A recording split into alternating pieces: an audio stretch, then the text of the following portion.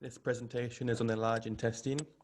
The large intestine begins at the ileocecal junction. Its first part is the cecum, which is followed by the ascending colon, transverse colon, descending colon, sigmoid colon, and finally rectum and anal canal.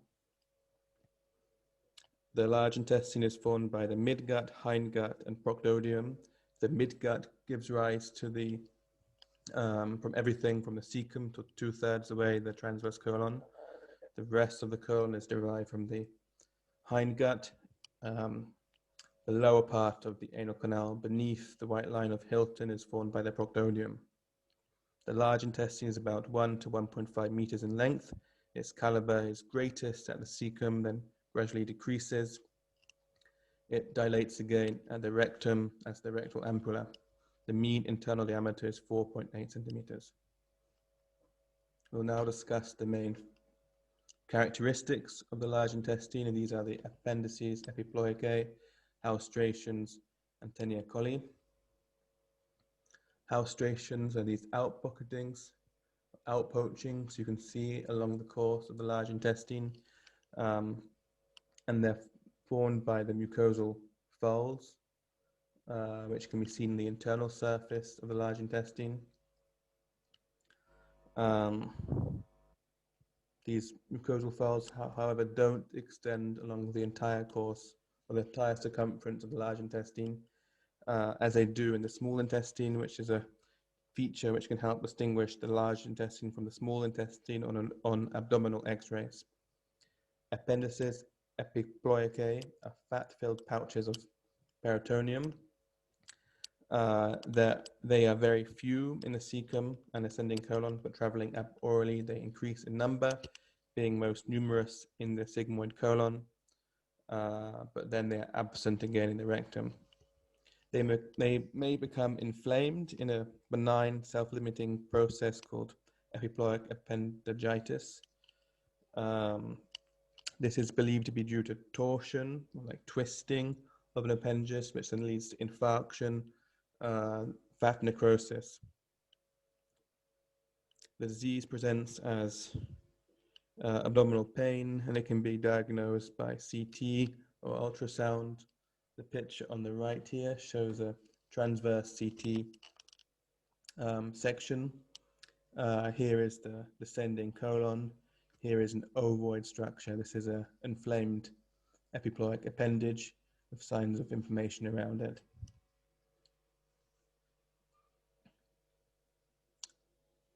The third feature to mention then is the tenia coli. These are 3 bands of longitudinal smooth muscle. This is a specific feature of the large intestine, whereas in other parts of the gastrointestinal tract, the longitudinal layer of smooth muscle is a continuous single layer. In the large intestine, it's divided into these 3 bands. There are 3 of them. This one that sticks out here is the free tenia. Then there's a mental tenia and the mesocolic tenia. The mesocolic tenia is adjacent to the mesocolon, the mesentery of the large intestine, and the mental is on the side facing the greater omentum.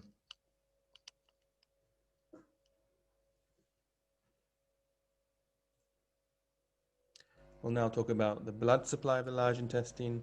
So there are 3 main arteries which supply the large intestine. These are the superior mesenteric artery, the inferior mesenteric artery,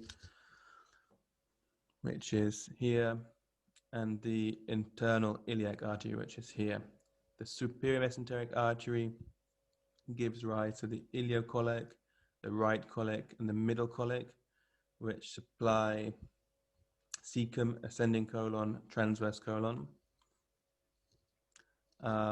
Then the inferior mesenteric artery gives rise to the left colic artery, which supplies the splenic flexure, descending colon. The inferior mesenteric artery also gives rise to sigmoid arteries, which supply the sigmoid colon. And the superior rectal artery, which supplies the top of the rectum. The lower part of the rectum is supplied by the middle and inferior rectal arteries, which arise from the internal iliac artery here. There is, of course, great variation in the colic arteries. These three arteries from the superior mesenteric artery can arise individually, as they do in this picture, or they can arise from a common trunk. For example, there can be a trunk for the right and middle colic artery, or a common trunk for the ileocolic and right colic artery. The right colic artery may be absent, or there could be accessory right colic arteries. The middle colic artery can arise from the aorta, in which is what is known as a middle mesenteric artery. It can arise from the celiac trunk, one of its branches. The arteries of the colon are interconnected by the marginal artery of Drummond, which is this artery here. This runs in the mesentery adjacent to the colonic wall, and it gives off these terminal branches, which then pass towards the wall of the intestine and divide into vasa brevia, which pass directly into the wall of the colon, and vasa longa, which travel for greater distances in the subserosa before then entering the colonic wall. So when one of the main colonic arteries is stenotic, blood can reach that segment, which is that artery is supplying via another colonic artery and the marginal artery of Drummond. So this marginal artery protects the colon from stenosis, one of the main colonic arteries. And there's another anastomotic connection between the colonic arteries, which is called the arc of Riolan, and that can be seen here. It typically runs between the middle colic artery and the inferior mesenteric artery, or the left colic artery.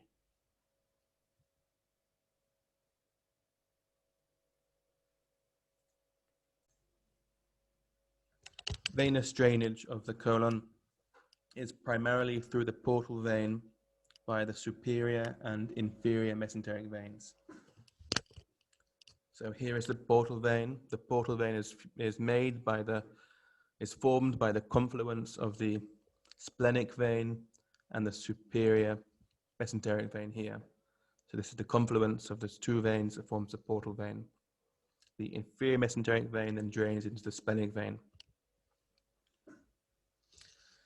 Now the middle and inferior rectal veins don't drain into the portal vein, but instead drain into the internal iliac vein, which via the common iliac vein drains into the inferior vena cava.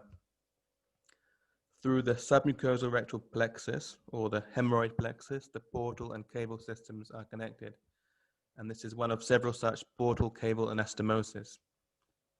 During portal hypertension, these veins dilate and form internal hemorrhoids, which can be a source of hemorrhage. So now we go on to an interesting vascular structure. This is the trunk of Henley. This structure was first described by Frederick Gustav Jacob Henley in his book Handbook of Systematic Human Anatomy, which was a series of comprehensive anatomical textbooks published in the second half of the 19th century. Henley is, of course, also known for describing the nephron with the term loop of Henley named after him. So the original description of the trunk of Henley was the gastrocolic trunk. This is a common venous trunk for the right gastroepiploic vein and the superior right colic vein. This trunk then enters the superior mesenteric vein right under the inferior margin of the pancreas. So this would be equivalent to this type 5 here, the right gastroepiploic vein and the superior right colic vein, forming a common trunk draining into the superior mesenteric vein. However, sometime later, an additional branch was observed, which was the anterior superior pancreatoduodenal vein, which is this one here. And the addition of this vein to the trunk gives rise to the classic trunk of Henley. As you can see, there have been many studies investigating the viability of this structure. On the left, these pictures are from a recent meta-analysis on the topic, which divides the variations into 5 different types. Right, this is being the most common type, and the second type being the second most common, and so on. On the right, we are pictures from a laparoscopic right hemicolectomy. This structure is very important to recognize during the laparoscopic right hemicolectomy, and it's also a frequent place of bleeding, of intraoperative bleeding, as traction on the transverse mesocolon can cause these delicate vascular structures to bleed. So we'll just take a look at the first picture from the top. So here's the gastrocolic trunk. It's being formed by the right gastroepiploic vein here, the right colic vein and the middle colic vein, which has been ligated, as well as the middle colic artery here. This is another picture of a gastrocolic trunk formed by a middle colic vein, right gastroepiploic vein. Here's the middle colic artery, it's been ligated, and the right colic vein here, and so on. So you can see there's a lot of different variations in this structure. It's not only important in laparoscopic right hemicolectomy, but also in pancreatic surgery, as this structure is right beneath the inferior margin of the pancreas and needs to be dissected to allow resection of the head and neck of the pancreas. So now we'll talk about lymphatic drainage of the colon. The lymphatic drainage follows the course of the arteries. Thus, lymphatic vessels of the cecum, ascending colon, proximal, transverse colon, ultimately drain into nodes around the superior mesenteric artery, and lymphatic vessels of the distal, transverse, descending, sigmoid, colon, and rectum drain into lymphatic nodes around the inferior mesenteric artery. So that's what you can see in this picture here, superior mesenteric artery and the inferior mesenteric artery. Lymph nodes of the colon are divided into 4 groups. Epiploic lymph nodes are sort of whitish nodules seen on the surface of the colon. Unfortunately, I couldn't find a good picture, but they really can be seen, particularly in surgery. Paracolic nodes lie along the medial border of the ascending and descending colon, and then along the mesenteric border of the transverse colon and sigmoid colon. Paracolic nodes lie, so those are the paracolic nodes, epicolic, paracolic, and the next one is the intermediate nodes, and these lie along the main colic vessels. Pre-terminal colic nodes lie along the roots of the main trunks of the superior and inferior arteries and drain into the pre-aortic nodes at the origin of these vessels.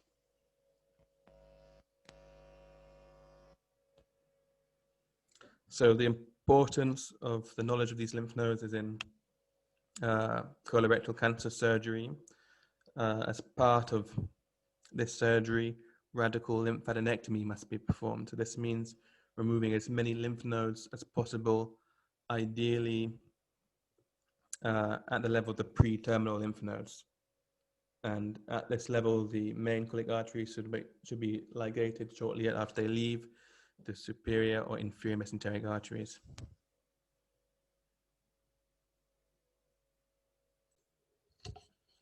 So now we'll discuss the parts of the large intestine in detail, each part individually. The first part is the cecum. The cecum is a blind-ended pouch of about 6 centimeters in length, and it forms the first part of the large intestine. It lies in the right iliac fossa over the fascia of the iliopsoas muscle and is adjacent to the anterior abdominal wall. It is either completely covered by peritoneum, or it can be partially or totally retroperitoneal. There are various folds peritoneal folds around the cecum that create recesses, spaces. These spaces have the potential to become sites of internal herniation or abscess formation. And these spaces are most best developed in children and are almost obliterated in older age.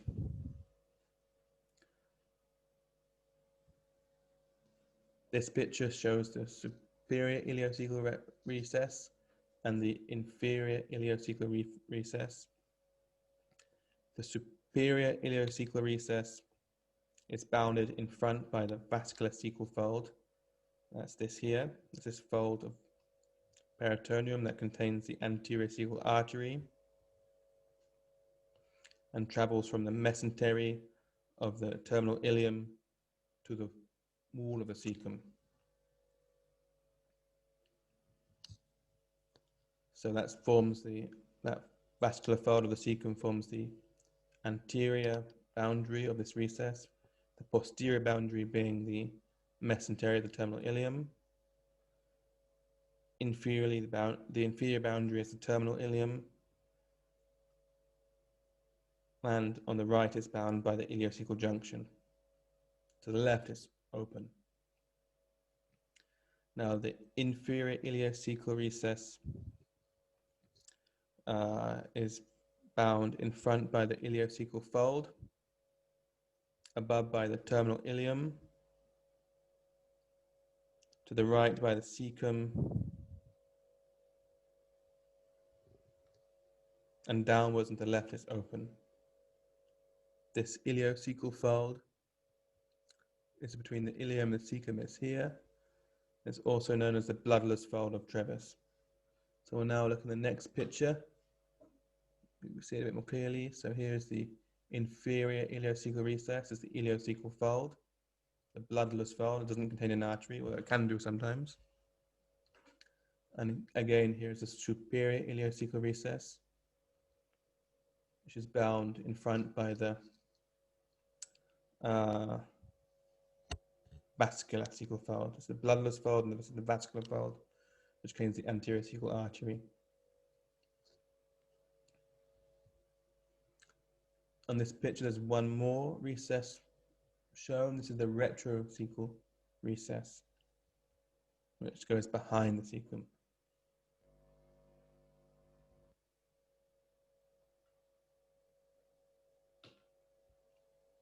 So now we'll talk about the ileocecal valve. The ileocecal valve marks the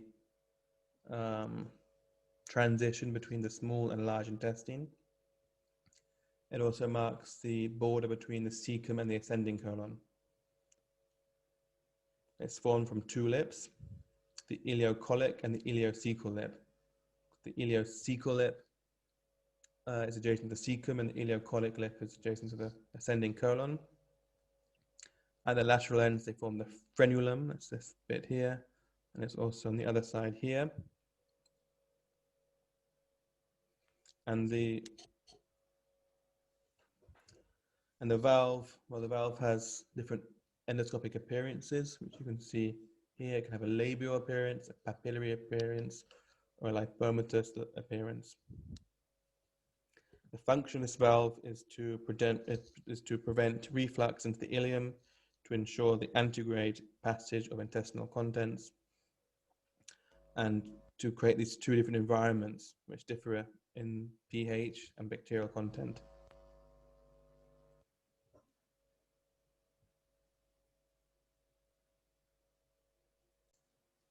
So now for clinical correlation, we'll talk about cecal volvulus.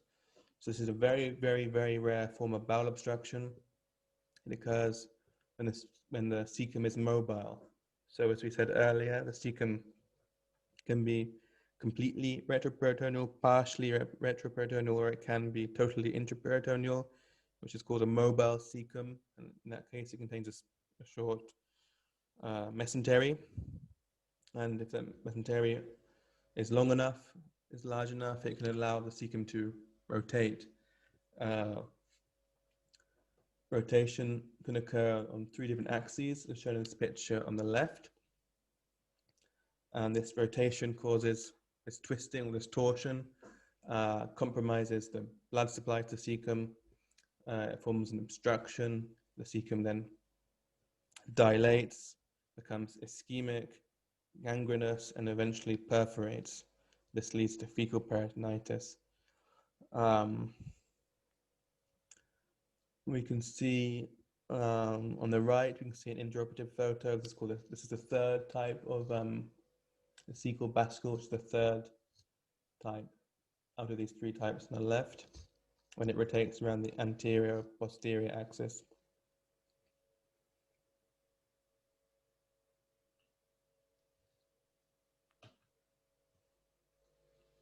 Okay, so now we're going to talk about the appendix. The appendix is a 6 to 10 centimeter long blind-ended tube that connects the posterior medial aspect of the cecum at the point where the three tennae meet or converge. It grows in length and diameter until it reaches its mature dimensions by about the third year of life. The position of the appendix is very variable. The most commonly cited data from Whitley study in 1933 on 10,000 cadavers, which reported the retrocecal position in 65% of cases. However, other studies with similarly large cohorts have different results, and recently a meta-analysis was performed to deal with this problem. So out of a total of 137 studies with about 90,000 subjects, the most common position was revealed to be the retrocecal position with 32%. This is followed by the pelvic position with 28%, subcecal with 13%, ileal 14%. Well, this is divided actually into two subcategories, pre-ileal and post-ileal, and then less common types of paracecal, anterocecal, hepatic, which occurs when there's malrotation of the large intestine and the cecum is in a higher position than it is normally. But to summarize, the most common are either the retrocecal or the pelvic. So the retrocecal, that's this one here, number 1. The appendix is behind the cecum and the apex is pointed upwards. Type 2 is the pelvic. So the appendix is directed downwards, passes over the psoas major with its apex inside the pelvic cavity. When it's inflamed, then it can irritate any of the pelvic organs. Type 3 is subcecal, so the appendix is located below the cecum and terminal ileum, but it stays in the right iliac fossa, with its apex direct to the left side. Type 4 is ileal, which can either be, as I said, post-ileal or pre-ileal, so either anterior or posterior to the terminal ileum. And this, when it's inflamed, it can irritate the small intestine, so small intestine lead to diarrhea. Type 5 is paracecal, which is in the lateral of the cecum, in the paracolic space. And type 6 here is anterocecal. Type 7 isn't shown, as I said before. This is when the cecum is located higher than it usually is. The mean length of the appendix is from this meta-analysis, 80 millimeters. Mean diameter is 5.8 millimeters, and in inflamed, in case of inflammation, is 10.6.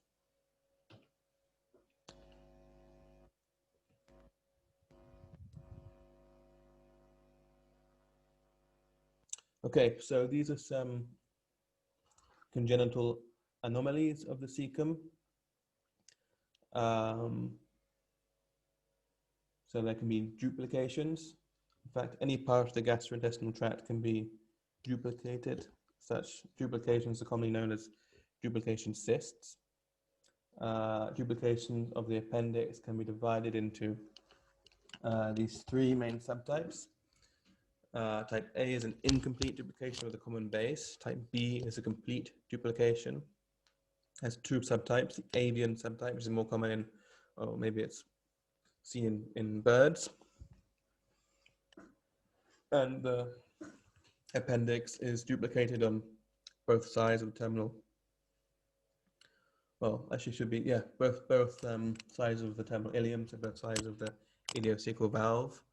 And then type B2 is the tenure colic subtype with one appendix in the normal position and the other along the tenure coli. Type C is duplication of the cecum, with each cecum having its own appendix. Then there's a very rare, we can call it a type D. This is the horseshoe appendix, where there's only one appendix with two openings. So you can see that on this picture on the right here from a case report. Then above it, you can see another case report. This is a type C appendix duplication. Other variations of congenital anomalies of the appendix include congenital absence of the appendix, which is very, very rare. Also to note is that thalidomide, which was a drug introduced in 1957 for the treatment of morning sickness, but then later were shown to cause very severe birth defects. One of the birth defects it's associated with was appendiceal agenesis, so absence of the appendix. So now we're going to the ascending colon. The ascending colon is 15 to 20 centimeters long.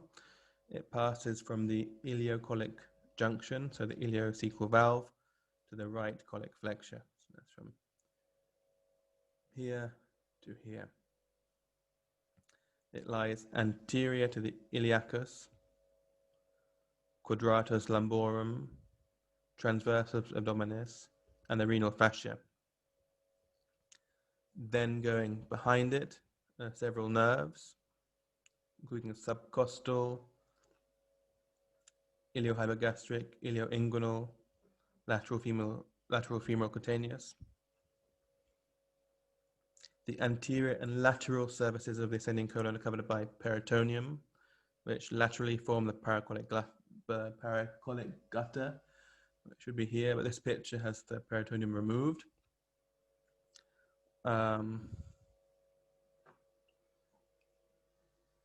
The relationship to the peritoneum can be divided into three types. So it can be the normal retroperitoneal location, or there can be a more developed paracolic gutter, or even a mobile mesentery.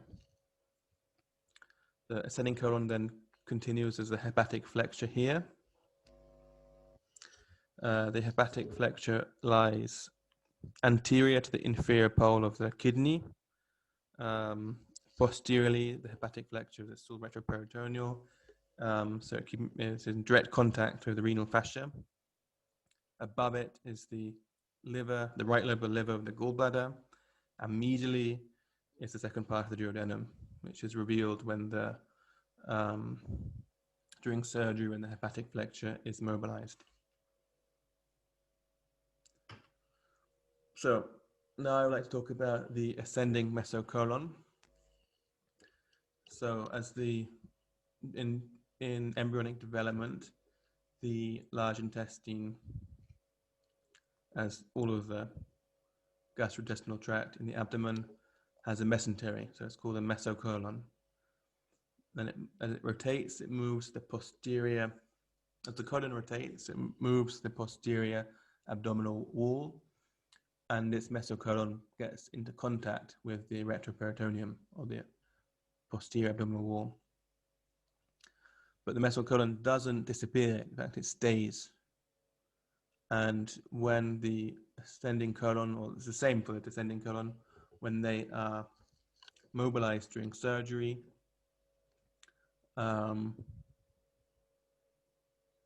they can be identified. So actually between the retroperitoneum and the mesocolon is a special fascia called the Tolt's fascia.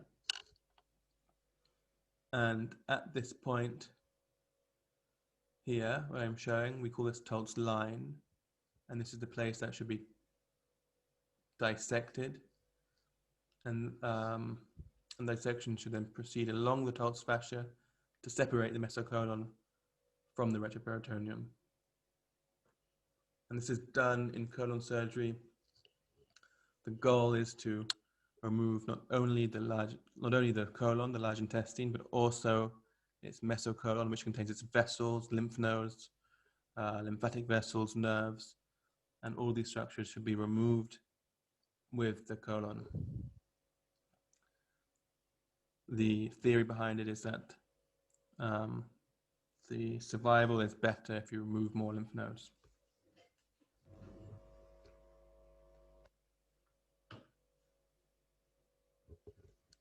So now we'll talk about the transverse colon.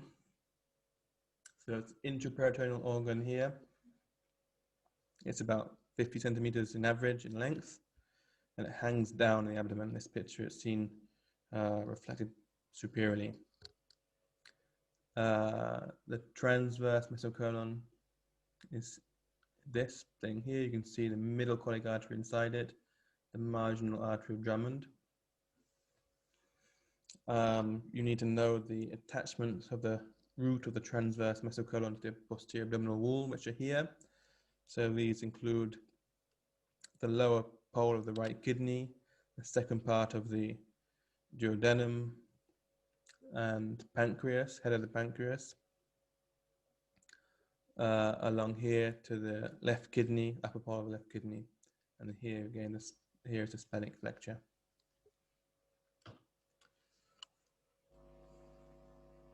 So the splenic flexure is the junction between the transverse and descending colon. It lies in the left hypochondrium, and it's anterior to the tail of the pancreas and the left kidney, which you can see here. Here, and then of course also the spleen. When the splenic flexure is being mobilized, traction on it can cause the spleen to tear and bleed.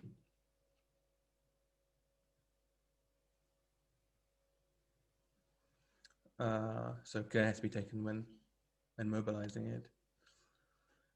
And this is the descending colon on this picture on the right.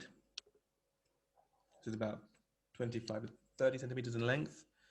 It descends from the splenic flexure to the iliac crest, at which point it becomes the sigmoid colon, and again interperitoneal. The descending colon is retroperitoneal, although some cases it has been described to have a small mesocolon, a short mesocolon. And then similarly to the ascending colon, it has its lateral peritoneal reflection is marked by the white line of Tolt, which serves as an incision point for mobilizing it. It passes anteriorly to the renal fascia, the iliacus, the lateral border of the psoas major, then the subcostal, iliohypogastric, ilioinguinal, and lateral femoral cutaneous nerve pass posteriorly to it, as do the femoral and genital femoral nerves. So now I'll move on to the next part, which is the sigmoid colon. The sigmoid colon links the colon to the rectum. It's characterized with this S-shaped loop of variable length. It is in the left iliac fossa at the level of the third sacral vertebra. It becomes the rectum. So on this picture on the left, we can see the main topographical relations. You can see it passing over the external iliac vessels, the genital femoral nerve, the obturator nerve, the upper roots of the sacral plexus, and the piriformis muscle. This picture shows the three main, the classification of the origin of the sigmoid colon. So there are three main types. Low type means it originates below the iliac crest, intermediate between the lower borders of the rib cage and the iliac crest, and a high origin meaning it originates above the lower margin of the rib cage. By its origin, I mean the place where the descending colon becomes interperitoneal. So one other structure I want to mention is the intersigmoid recess. So this is a potential site for internal herniation. Three main types of intersigmoid recesses have been described: a V-shaped one, a straight one, or a U-shaped one.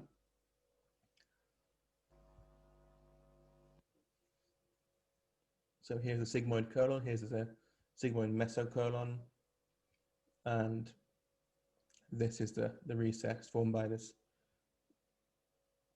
formed as the sigmoid mesocolon curves around.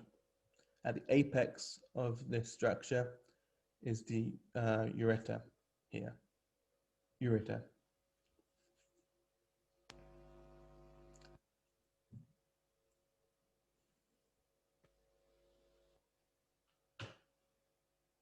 So we'll now talk about the rectum.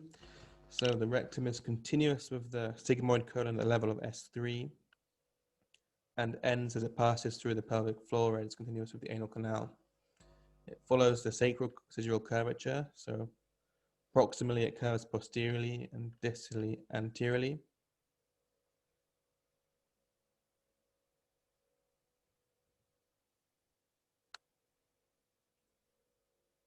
As it passes through the pelvic floor, it becomes the anal canal.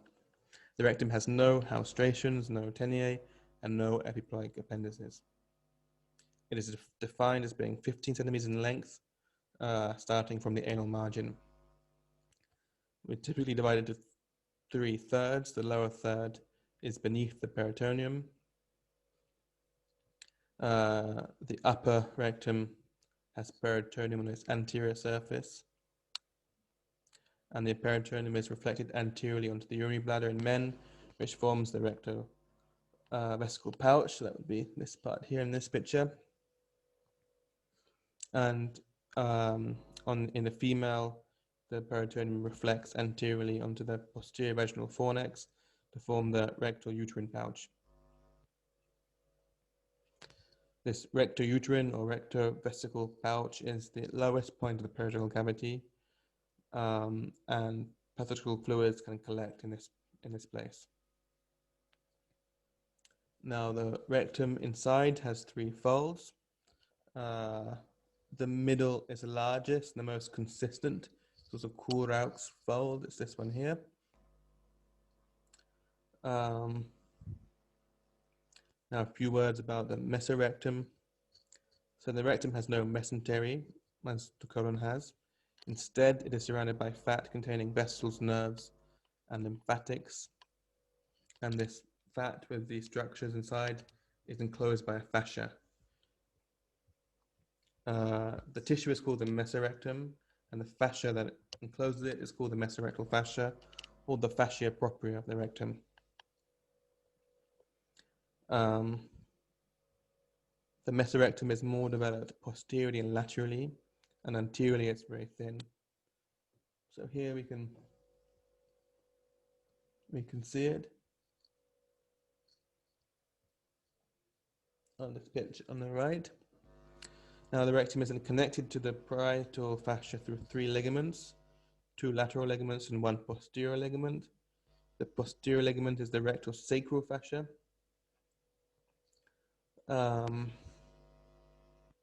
Which is this one here. See, that's connecting the mesorectal fascia to the presacral fascia. The 2 lateral ligaments are really just fascial sheaths enclosing the branches of the inferior hypogastric plexus, the middle rectal vessels, as they pass through the mesorectal tissue to the rectum. Then anteriorly, the mesorectal fascia may fuse with this de von Villiers fascia, that's here, which is the fascia that divides the rectum from the urinary bladder in men and the rectum and the vagina in females. These can be fused. This picture isn't so good, but it's the best that I could find on this topic.